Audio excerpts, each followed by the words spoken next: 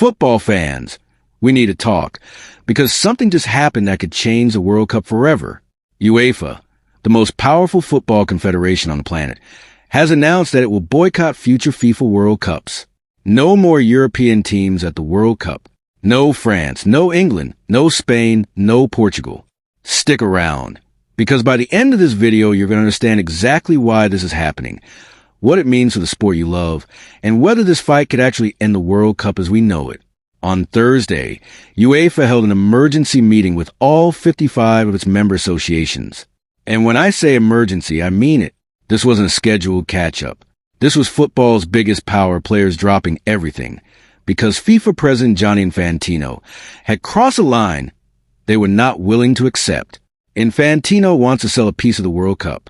Literally. His plan involves handing over stakes of up to 20% in FIFA's competitions to private investors. And one of the names being thrown around is Joshua Kushner. If that surname sounds familiar, it's because his brother is Jared Kushner, son-in-law of U.S. President Donald Trump. So we're not just talking about random investors here. We're talking about names that carry serious political weight. So, wait. Do you think the World Cup should ever be treated as a financial investment, the same way people invest in stocks or real estate? Drop your answer in the comments, because UEFA has made their opinion crystal clear. In their official statement, they said the World Cup, quote, cannot be treated as an investment product. And they didn't stop there. UEFA didn't just criticize the plan quietly behind closed doors. They came out unanimously and unequivocally rejecting it. That means all 55 associations agreed, no exceptions. During the meeting, representatives from more than 40 football associations stood up one by one to call the plan unacceptable. Every single one of them backed the boycott. That is a kind of unity you almost never see in football politics, where everyone usually has their own agenda. This time, they were all on the same page. And UEFA's statement reads, national associations around the world are now facing an ultimatum.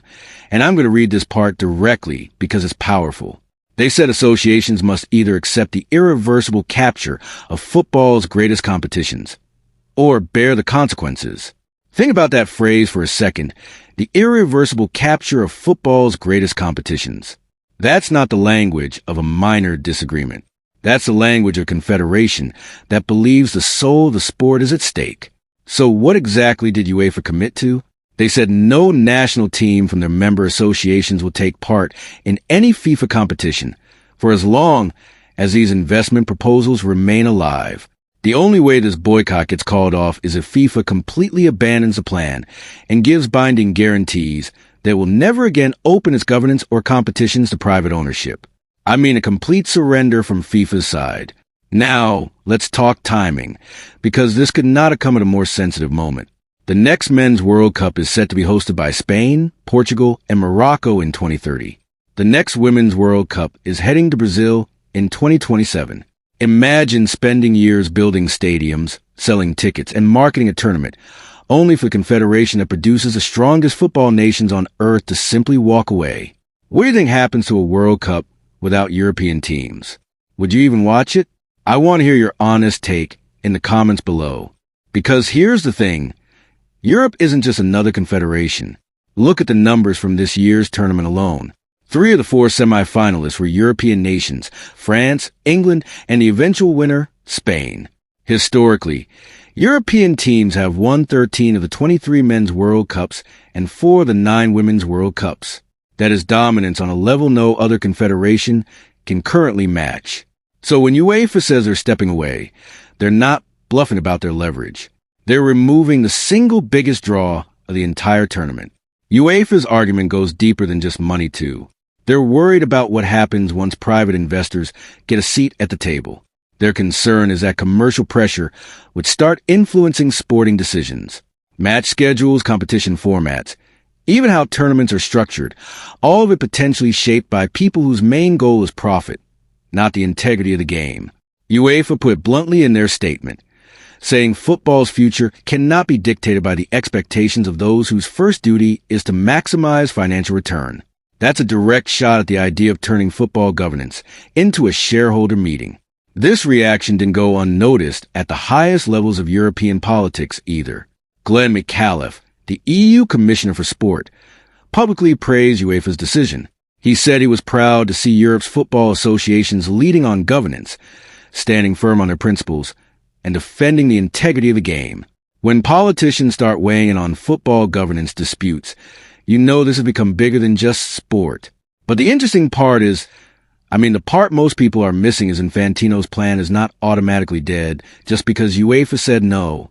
Under FIFA's rules, the proposal only needs backing from a majority of FIFA's member associations, plus approval from the FIFA Council, which is FIFA's 37-member decision-making panel chaired by Infantino himself.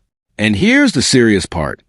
FIFA's voting system gives every single national association one vote each, regardless of size, wealth, or football history.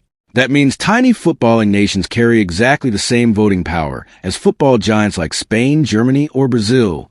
In theory, if enough smaller nations across other confederations back the plan, it could pass even without Europe's support. So do you think Infantino could actually push this through without UEFA? Or is a World Cup without Europe simply unthinkable for broadcasters, sponsors, and fans? Let me know what you think, because this is exactly the kind of decision that could split FIFA's global authority in half.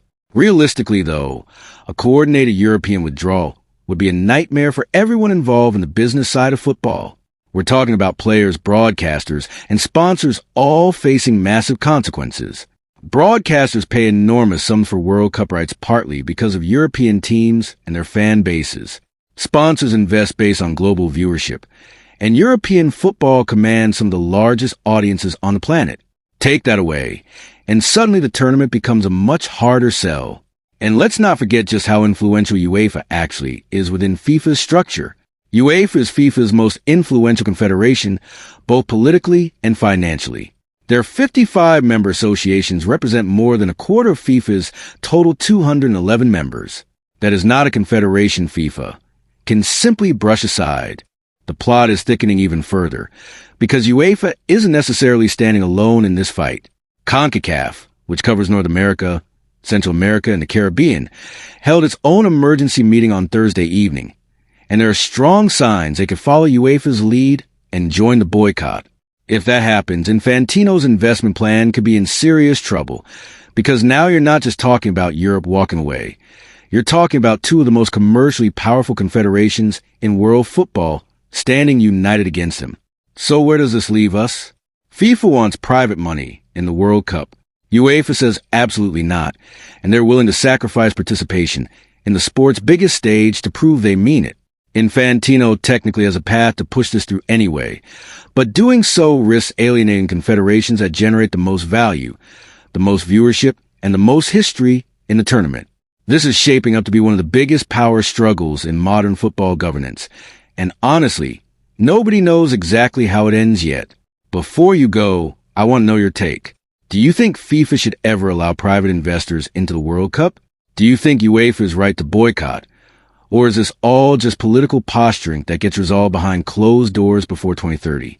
If this video kept you informed, do me a favor and hit that subscribe button, because I'm going to be following the story closely as it develops. And trust me, this is far from over.